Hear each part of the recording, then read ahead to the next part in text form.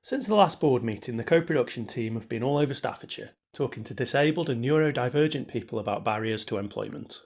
Some of the people we spoke to agreed to take part in this film, talking about transport, physical access, applications and interviews, employers' attitudes, reasonable adjustments, internal processes. Floss, one of our Oliver McGowan trainers, spoke to us in detail about her experiences working in retail and more recently in a Staffordshire care home. Her case study is at the end of the film. The bus company is absolutely rubbish. You get one every hour or every 2 hours and none on a Sunday. The bus companies are good sometimes, but and then all the time when you wait for a bus, when you put your hand out or your thumb up to stop, you just go straight past saying "not in service, not in service." I really wanted to work, but I couldn't get on the buses because of the timings.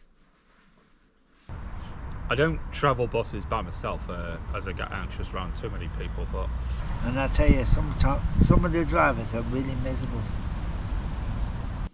And I think another thing that can be an issue is getting to and from jobs. So in some areas, you have two buses a day. It doesn't work for you to get to your job. And if you're in a wheelchair and things like that, bus drivers don't necessarily drop their ramps. Some people I know, they bus regularly drives past them. So it's not only employers, it's education for sort of everyone, the transport industry and things like that, to be aware of what people need. And another thing, what I don't like the drivers doing is just when the people with wheelchairs come on, or people in a pushchair or wheelchair, they haven't got any room to sit because the others just stand there in their way, you know. And also, I don't get buses there and back to. With me having autism, it can make things difficult. Being anxious around too many people and anxious about accidents. And my ideas for learning to drive a car, I like to do it for the future, and I'm going to start them when I'm ready as well.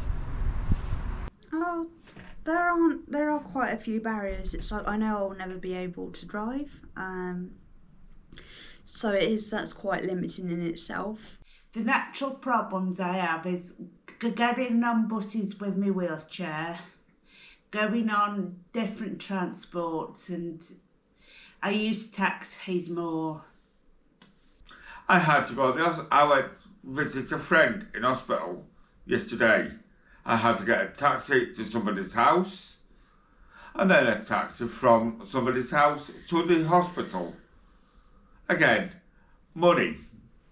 I'm okay. I'm good at using taxis when I go to places, but depends where I live, and I don't get them to far away places as well as you have to pay something expensive when you get inside, because for depending where you live on a long distance can cost a lot of money, and I don't get taxis to Stone back in taxis to Oak Tree Farm on Thursdays, because up to where I live it costs a lot of money. The taxi's fares are £60 a week, £60 to £70 a week. Okay, I only get £100, £160 a week, so 60 of that goes towards my taxis. There was one taxi where there was the seat low, and I got in and nearly couldn't get out. There was a real low taxi, and that was a problem for me, and I was getting panicky, and that was one thing I hated. But now we just say we needed a normal taxi with a bit of a high seat. And some taxis are really too high for me, so I have trouble getting on high taxis or minibuses. Most of the barriers are access to places. If you don't know where you're going, you can't find, if you can't drive, you can't get places. Walking to a company, you have to leave early, and when you're not good on your balance, or you've got a learning disability, or a physical disability, or a mental health issue, you'll get to panic, and panic attacks bring stress. You get to work stressed. That's where my balance goes, if it's uneven. I think I found a barrier with older buildings or smaller places where they were reluctant to make any changes. When I first was at work, there was actually no disabled spaces, for example, and that was something I had to campaign for sort of halfway through my career to get actual a disabled place put in. They originally put it in the back of a car park where the cars would actually get you blocked in. So I needed to go between buildings on a campus. So I'd use that disabled space and then find I blocked in, so I couldn't actually go anywhere else. So that became a problem, and then I had to campaign for having one that was easy access. As soon as the easy access disabled place was put in, immediately somebody else was using it and was there before me, or there was always a car in the place. They used another disabled one at the end of the campus, and I would find even like the managers would actually use that to nip in and out rather than, and they weren't actually disabled. Some places are that hard and they don't have lifts or anything for people that are physically disabled. I'm currently in the process of applying for a blue badge, and I know people question that I don't look disabled, but what actually do disabled people look like? We're all individuals. We all look different, but I don't look different to the next person, but it doesn't mean that I don't have my own issues, and it's a perfectly valid thing for me to have a blue badge. But people assume because I can walk that I don't actually need that blue badge, and I'm taking it away from someone who needs it, but they don't see the other side and the issues that I do have. So in the new building, there was one toilet which was unisex, and it was just one single normal toilet. It wasn't actually, a disability room at all. But the problem was, if you moved to other parts of the campus, you'd be in buildings where there were no toilets, and that became more and more difficult for me. Because I was developing obviously urinary continence issues, and I mean even when I left there were still no disabled toilets then. There's obviously a large student one, but they were like dotted around where you couldn't actually easily access them. So there were buildings that just didn't have those facilities. And I think again there's an assumption that if you're not in a wheelchair, you don't need to go into an accessible toilet. There's lots of medical conditions that people aren't in a wheelchair and they need to use a disabled toilet. Just because they don't fit people's images of what a disabled person looks like doesn't mean they don't have as much right to use them as someone in a wheelchair. The job centres no longer advertise jobs. You have to make phone calls, which I hate doing, for jobs, because most people tell you to ring back and everything, and you don't get the face-to-face contact with people. Interviews with me aren't too terrible because I usually plan as well in advance. I always plan, write down some questions that may be asked, and not to ramble and just stick to the point. That's usually my go-to, and keep the answers short and sweet.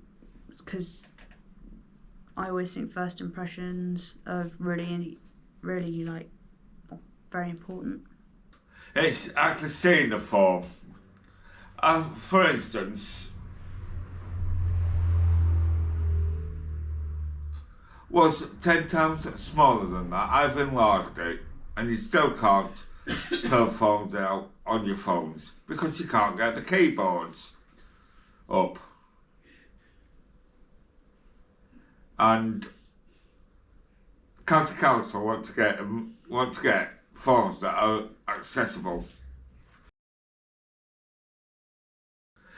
Employers are not sympathetic. They don't give a damn about people that have got physical disabilities, or if somebody needs to take things a bit slower than the normal employee. It's where do you start? There's lots of barriers.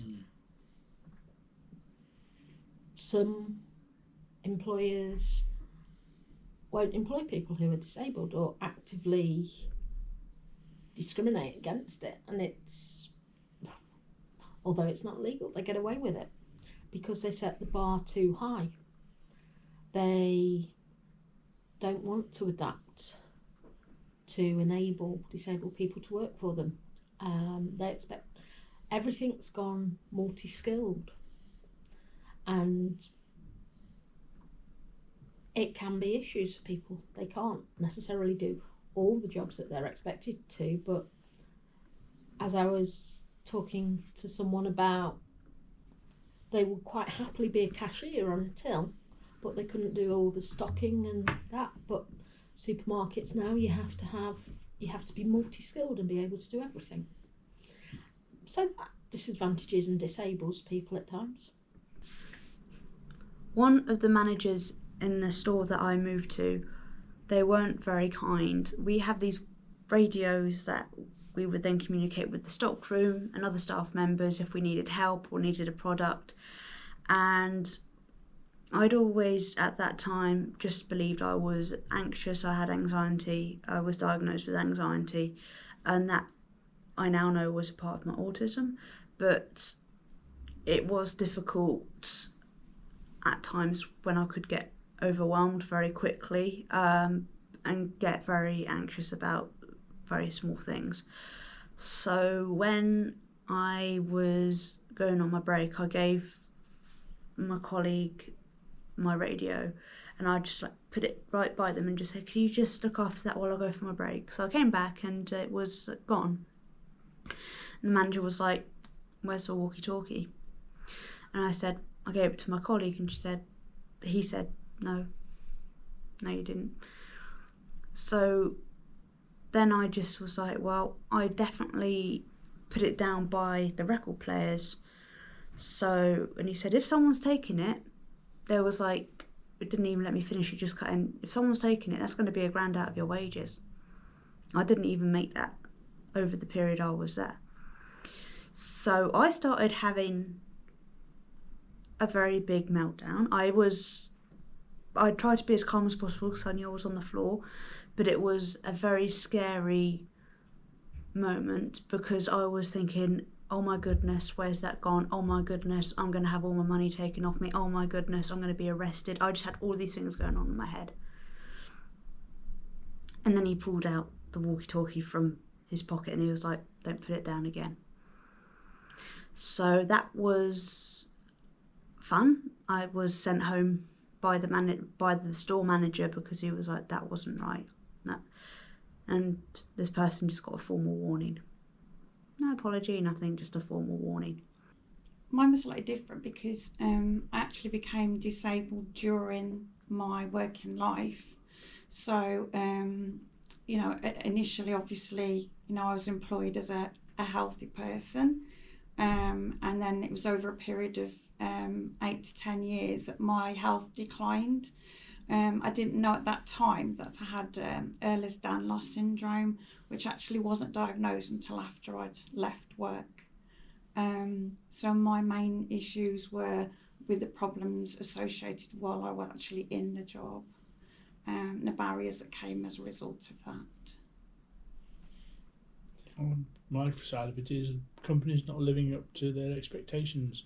They tell you whilst you're in an interview, they tell you all that you can do, what they can do for you, but it never happens. You know what I mean? They're not interested. Once you get into a job, they just leave you there to rot, basically. You don't get any further. Then when the redundancies come round and you haven't got the formal qualifications to be able to do that job, you're the first person to be laid off, which is basically you've been set up to fail, really. And it doesn't help you with your morale, your depression, your anxiety, whichever way you're going to put it.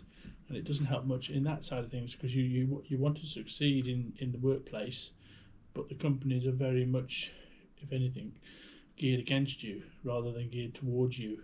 Even though they hold the 2-tick symbol, it's not worth the toilet paper it's written on, basically, because it doesn't live up to its name. Yeah, employers and employees need to take more of a understanding of people with learning disabilities. So, if you need help, ask us, as people with learning disabilities, to come and train you on how to speak to people. With learning disabilities. That is the biggest barrier, I think, of people getting employed by companies.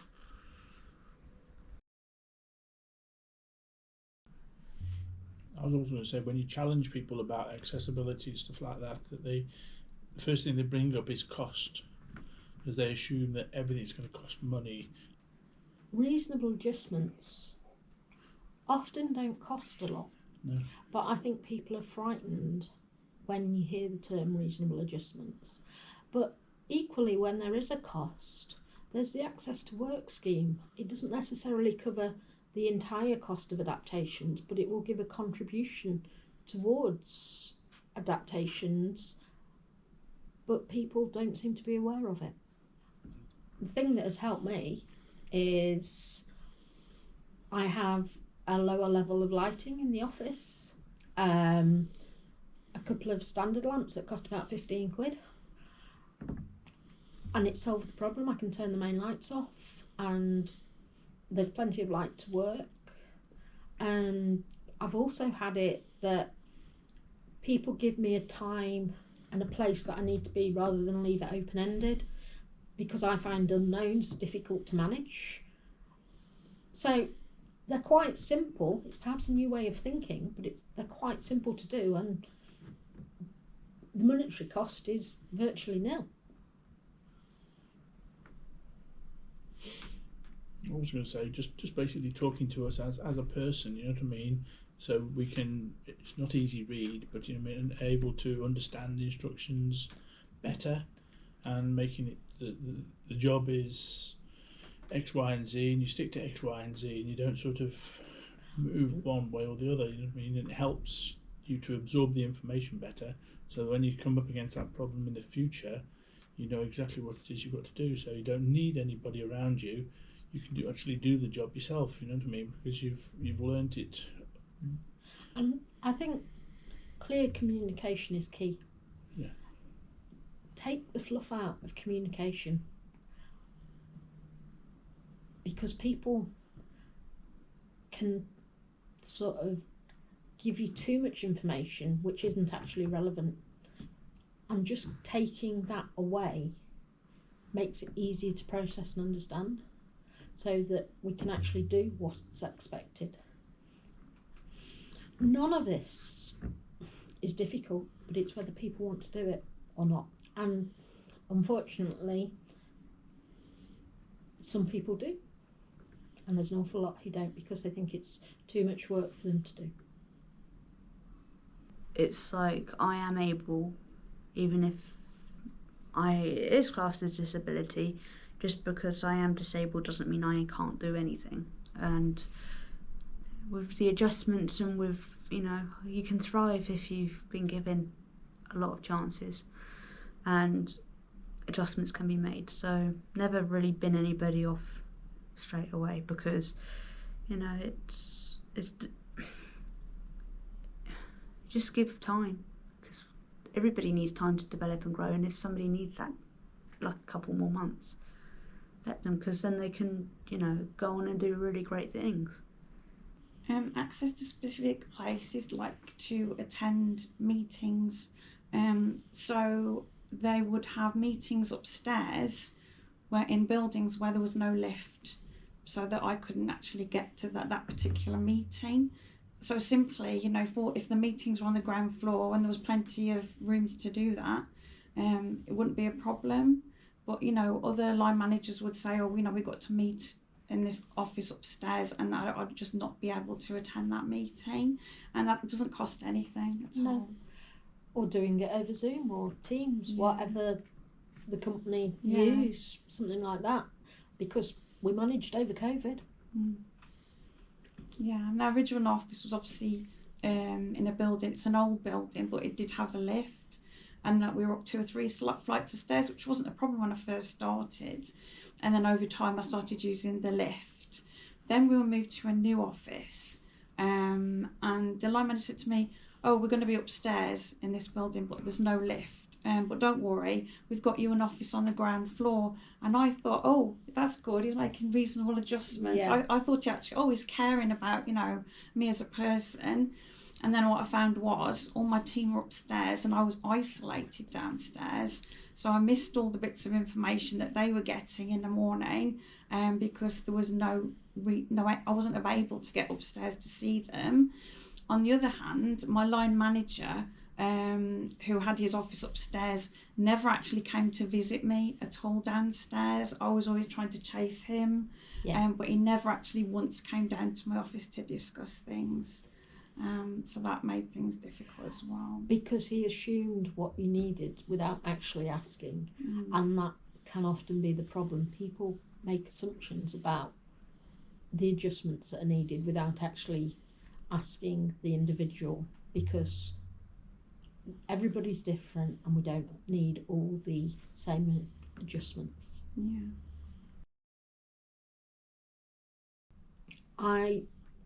I see things as black and white. They're either right or wrong, but often employers have a lot of grey areas, which makes it difficult to navigate their expectations. I got an ankle injury, because of my cerebral palsy. My legs aren't the strongest, so I had a bit of ligament issue. So I was off for a week, and I came back and I found my name had been highlighted with sales targets not met. And I said, how could I possibly have sold anything while I was at home on doctor's orders, in bed, or resting my leg? So then luckily, well, for me anyway, luckily the company went into administration. So I think it was anything under 2 years were let go. So that made it easy for me because I was going to resign anyway.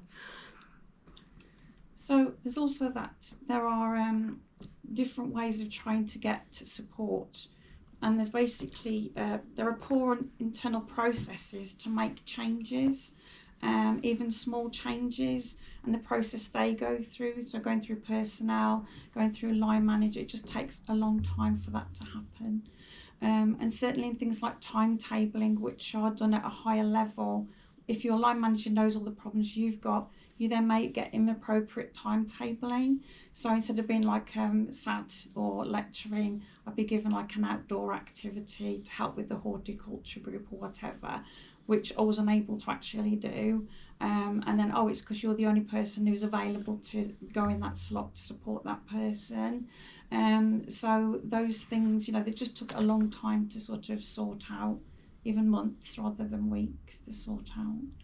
And people will come back and it's just you're being difficult. They don't actually listen to what you're trying to say. They use their own interpretation of it and just see it as we're trying to be awkward. And actually, if they listened to what we were saying and used our abilities and our strengths, it will be a much better outcome for everyone. They'd refuse to reduce hours when I was coming back from sickness, and also in terms of the type of work that I had to do. So if I asked, while I'm recovering, can I do like more tutorial work, such as sitting down one-to-one or in groups? And they said no, because that doesn't require enough preparation time. So if somebody else gave you their tutorials, they'd have to sort of do more work. So it was just a complicated issue. Again, employers just wanted to take the easy option. It's not fair, but unfortunately it's what happens. It's no different on the spectrum whether you're a private or public company neither. No. And it doesn't matter on size neither. I mean, whether you're a NHS provider or whether you're a small little company, round the corner. Unfortunately, I think the attitude is within a bigger company is more prevalent than it is if you're in a smaller company. I think the thing is with larger companies, yes, they have all these centralised policies that they do this, that and the other, but when you get to the individual units or places, individual shops or factories or whatever, it's very reliant on the manager there. So although their company policy says that they support disabled people and they will make these adjustments, unless the manager or team leader of the department are interested, it doesn't get done. You're just a nuisance, you're just not effective, so they don't bother doing it. And then if you try to follow it up by going through personnel and all this sort of thing, and then you're a problem maker, so they get rid of you because you're a problem maker by just trying to stand up for your own rights. It's more like you're a liability rather than an asset, and that's how they see it. So they don't, rather than make the adjustments and help everybody, and we all work together as a team. It's you're a nuisance. You're making problems. Don't need you. Let's get rid of that person. Let's get somebody in that we don't have to have all these issues with. So it's not a nice experience. You're sort of reluctant to mention a problem. So I had fatigue because I had to work twice as hard to sort of catch up. And then my personnel officer said, she suggested I take some energy drinks because I was fatigued. I could not believe that. Well, one of my previous employers told me I worked too hard. And that was an issue because it made everybody else look bad. But I basically started at my start time and I finished at my finish time. That's what you're meant to do. But I worked too hard and made other people look bad. Each sort of absence that you had that was more than 3 days, that would count as like a red flag. Yeah. And then you were only allowed like 3 red flags, and then you were like on a warning to lose your job. There was one situation where I wasn't well, but I fulfilled all my lectures. And on 3 days, I actually just went home early. I'd done my lecturing, I went home early. And then the following week, they'd actually got me down as 3 strikes. And I said, why? And they said, well, you've had 3 absences in that week. And I said, well, what if I'd had the week off? Then it would just be 1 absence. It just didn't make sense. I'd worked really hard to make sure that I fulfilled what I needed to do. And they were saying, oh, well, you can't do that. That counts as more than 3 absences if you're going short out like on each day. And it's just, I think in the end, they were sort of setting me up to fail in the end. So I decided I'm not going to work in retail again, ever again. And I decided to move on to care. Now, I really enjoyed doing mealtime volunteering at the hospital, at Royal County Hampshire Hospital. And so I was really enjoying it there. I was helping people who couldn't really help themselves, whether they had learning disabilities, autism, because I felt like dementia because I had experience, but it was like I know what it is like not to be heard or listened to just because I had so many problems through school and college. And so, I did my best with them, and it was nice because I could, we could communicate and just having a little bit of compassion, getting them to eat a little bit, and, them just even like holding their hand or just like a kind word. So I really enjoyed doing that. So I signed up onto the apprenticeship. So I became a healthcare assistant apprentice. I was working with different sorts of people in different wards. We even had like a COVID ward, so you had to be completely scrubbed masks, face mask, everything, and it was still really enjoyable because you would make somebody smile even though they were very, very, very sick. And again, with like the learning disabilities and in doing things with them, it was just so much fun. It was just so lovely.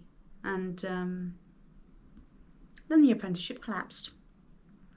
We don't know what happened, but suddenly loads of people didn't want to do it anymore, and that was it.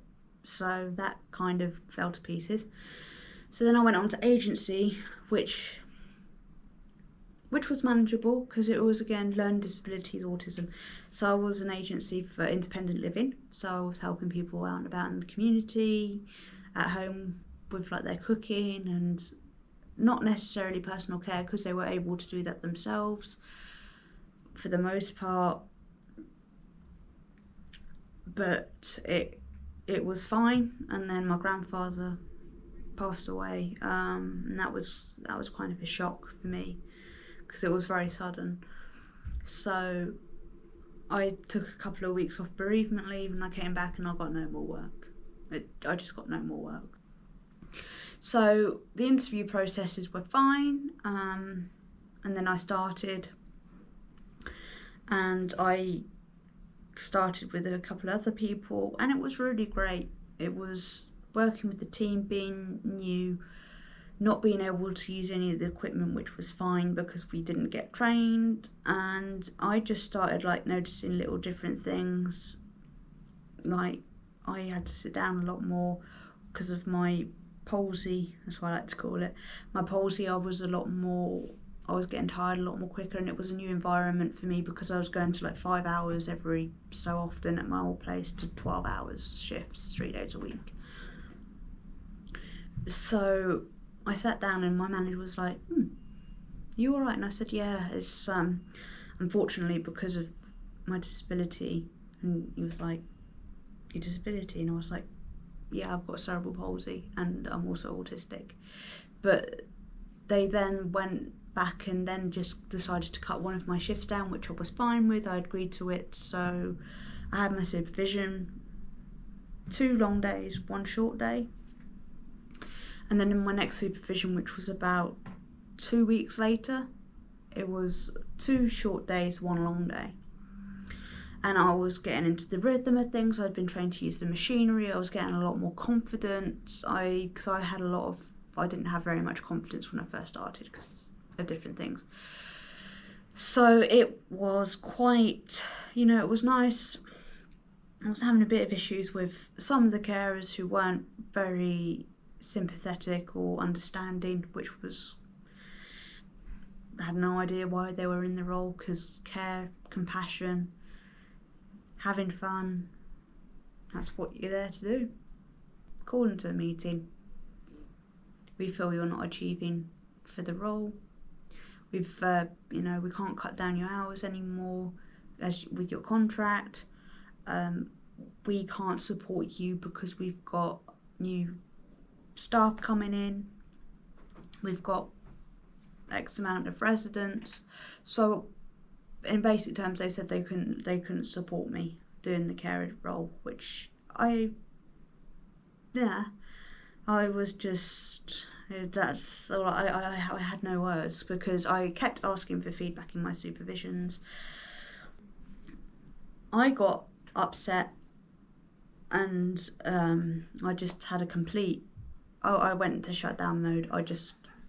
I was really distressed because I had no idea it was coming, because I had admitted that in my supervisions that I was struggling a little bit, but with the confidence, but I was building myself up. I was getting a lot more, enjoying it more. The staff members were really helping me. I was finding my place, and then so for the last 3 weeks I've been a housekeeper,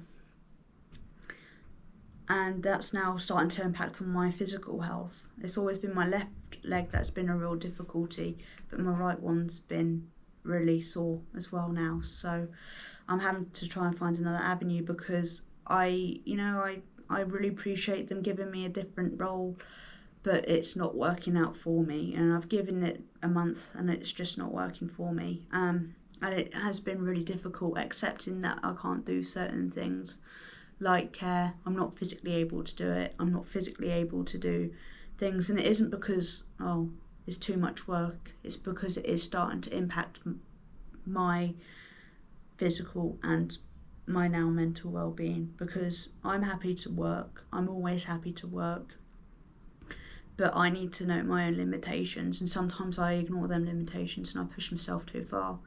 So, and that unfortunately then leads to injuries, because I'm tired of being picked on in workplaces. I'm tired of being moved around like a unused piece of jigsaw that I just don't fit in. Because I do fit in, I can fit in. You just got to give me a chance. But a lot of people don't want to, they don't want the hassle. So it can be very difficult, because you think you're doing okay and then it turns out you're not. Or, you're not meeting the same as everybody else. Because that's what I kept being told as well. Well, so-and-so and so-and-so are different to you, they're different to you. And it's like, I know I'm different to them. You keep telling me that. And I think there is just a very weird thing going on there. I think they are just looking for people who can do the job and nothing else. And they're like, oh, well, you're a really compassionate and caring person, and you have all the values that we're looking for, you're just not able to succeed the role. It's like, I think if the HR did their job, I don't think I would have gotten the job, but it would have been disguised as something else. Because I think if they had hired me, and then, they would have then been like, right, reasonable adjustments, we can do that, we can do this, we can do that, instead of, no, we can't support you anymore. So it is very difficult. And it's not because I failed, and it's not because I'm letting my autism get the best of me and making it about my disabilities. This is what really annoyed me as well, is that I never let my disability define me, but this job is making it about my disability and what I can't do rather than what I can do. And that's another thing. It's people can do anything they put their mind to, and if they can't, just give them a bit of time and adjustment, and they will do in the end. But